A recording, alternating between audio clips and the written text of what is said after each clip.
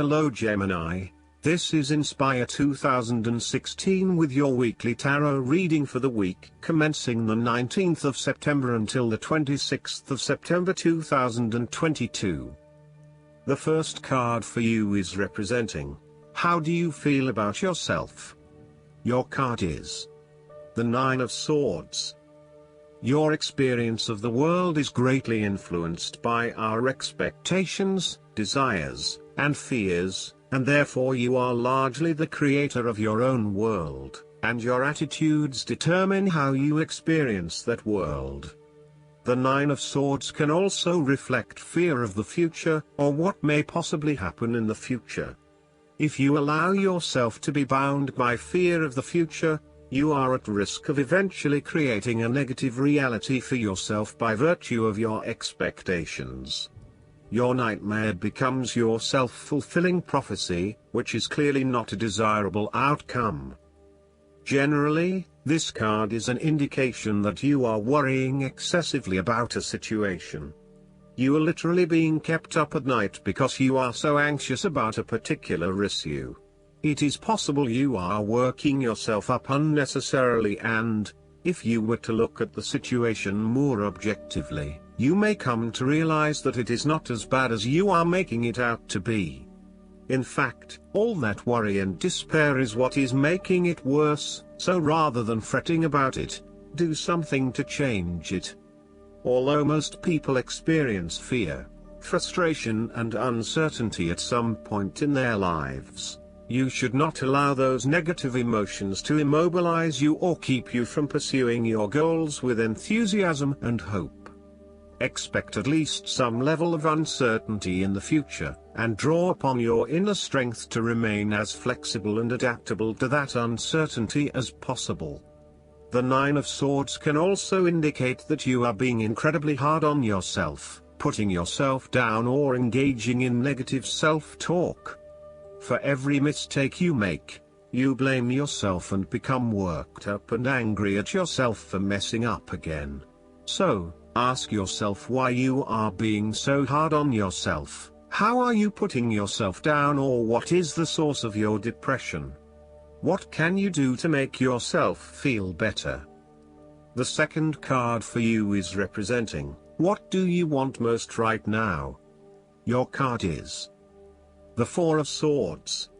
What do you want most right now is a period of rest and recovery after a time of challenge, with the promise that, once recovered, you can and will return to the challenge.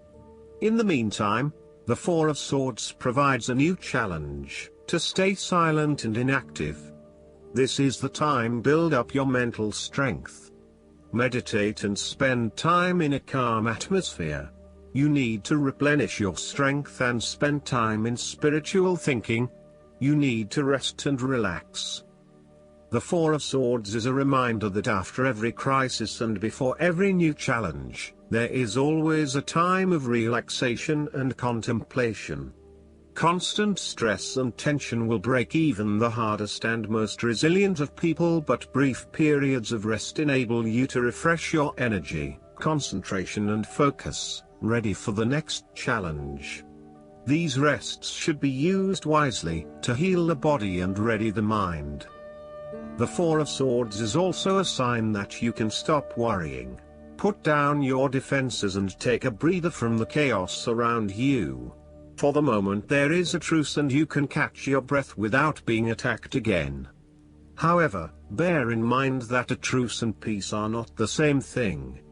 The Four of Swords is a guarantee that challenges will return to your life as soon as you are ready to face them, so make the most of the stillness and quiet you have earned, but never lose sight of the fact that the battle is not yet over, and that there is still work to be done. This card suggests that now is the time to rest from some difficult times, perhaps the trauma of breakup or departure, relationship or family problems, financial and health worries, stress and conflict. Take a break. This is also not the time to make decisions, particularly when you are at your most vulnerable. In a practical sense, The Four of Swords is an indicator that you need to have some time out from your current circumstances, to reflect and review your progress so far. This is a good time to re-evaluate and reassess your priorities. It is almost like conducting your own post-implementation review following a major milestone or a major challenge. Create some time and space to reflect on what has worked well, what has not worked well, and what you need to change for the future. Pausing for reflection after each major challenge will position you well for success in the future. The third card for you is representing your fears. Your card is the Two of Wands. You may be afraid to step out into unknown territories, despite the huge growth potential, instead preferring to stay with what is familiar to you. The trouble is your growth is currently being stunted in your present environment and your world has become too small for you. It is time to bring your attention back to your original goal and understand the beneficial impact of taking a risk and stepping out into the bigger world around you. You need to start organizing your long-term goals and prioritizing what is important to you and what you really want to achieve. At the moment, it may seem that you want so many things but you have not thought these through enough to make them a reality. Start at the beginning again and meditate on what is important to you and what motivates and drives you. Look at where your passions are, and then start planning how you will achieve these goals. You have overlooked some important details related to your plan for the future. You may have been moving full steam ahead but have recently hit a roadblock due to lack of planning. You may also be overconfident about your success, overlooking the things that matter most. Or, you may be losing your passion associated with your goal and are becoming easily bored and demotivated. It is essential that you reignite that passion, or start again with something you feel more inspired about. The fourth card for you is representing what is going for you. Your card is the Ten of Swords. You may feel powerless as something comes to a crashing and sudden end, and you feel as if you are being attacked or backstabbed by someone else. You may even use this challenging time to portray yourself as a martyr, to show that you have put your interests last but have suffered as a result. There is a difficult experience of endings, loss, pain or release. However, the saving grace is that you have a new awareness and a positive sense of relief that the difficulty and pain will soon be over and will evolve into something new. As with all endings, there will be a new beginning, a rebirth, and a rejuvenation of the spirit. So, while this card may seem negative at first glance, it is a card of help and an indication that your troubles will not be permanent. Furthermore, this is the final moment, and no more pain will come to you from that source. It is darkest before the dawn, and as gloomy as it looks, the sun will rise again. It can only get better from here. The Ten of Swords is about letting go and accepting your current circumstances. You no longer resist change but allow it to happen, even if it causes some initial pain and hurt to you. You accept that there must be change in order to facilitate renewal, and you allow it to occur rather than fighting it. After a painful situation, it is a signal to pick yourself up off the ground and to reflect upon what happened to you and why, and what you can learn from the experience. The Ten of Swords is a sign that the pain and hurt you have endured has not gone without purpose. The positive power within you can be used to learn from your pain and draw wisdom from defeat. The fifth card for you is representing what is going against you.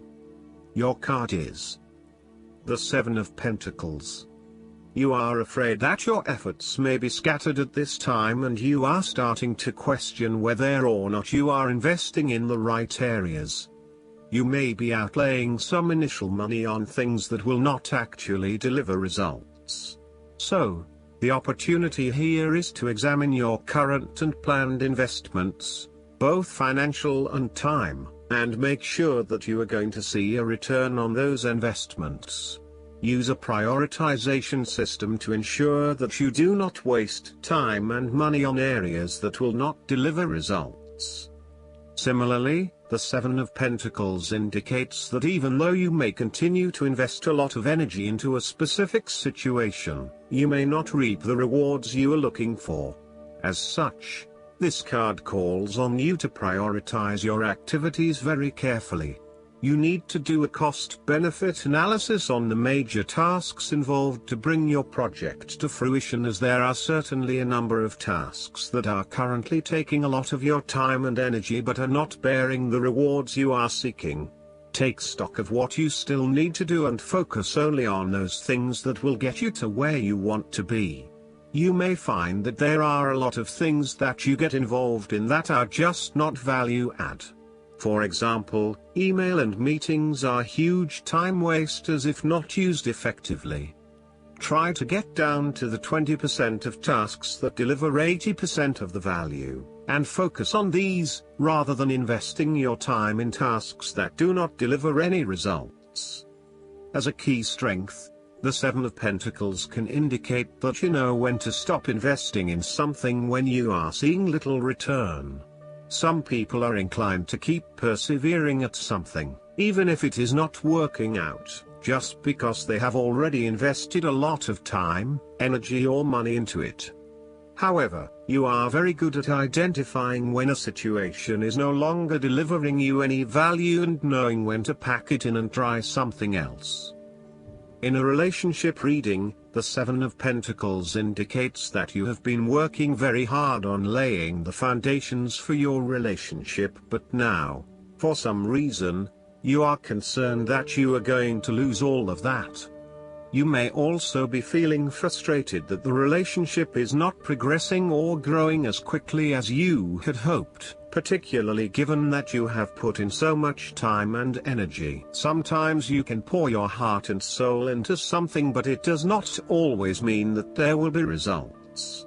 You may come to the realization that it just is not worth your time, and no matter how much you try, the relationship is going to continue to hit roadblocks. The last card for you is representing the likely outcome that you may have. Your card is the Queen of Wands. You have to be bold and courageous in your undertakings and actions. Your creative energies are high and you have a good sense of your life direction.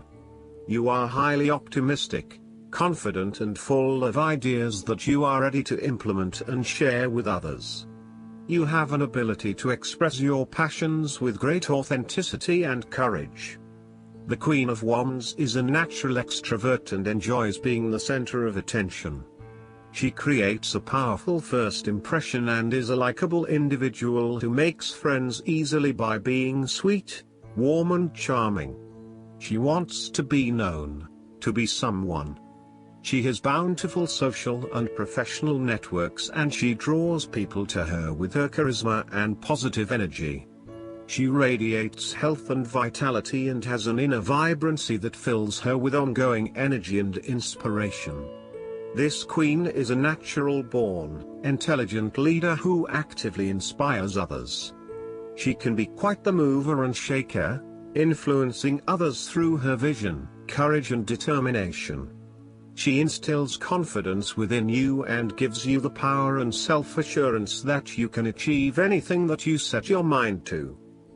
The negative side to the Queen of Wands is that she can sometimes be stubborn, particularly if she pursues an ambition or goal for too long and burns herself out in the process.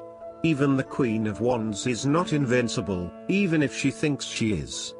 At times, she may also be deceptive, overbearing, irritable, righteous and even tyrannical, particularly if you get on her bad side.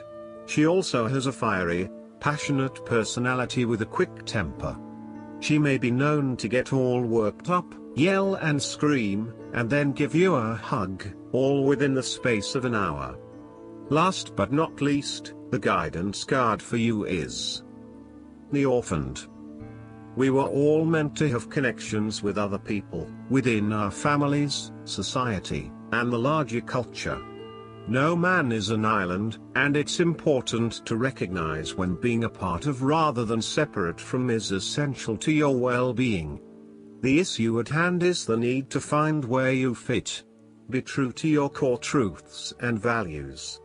Perhaps you no longer identify with a group or community the way you did before and need to find a new situation. You might be feeling a deep sense of loss or confusion. Address the need for belonging, and know that you will find your place with others of like mind and spirit. It's okay to let go of pressure to fit in.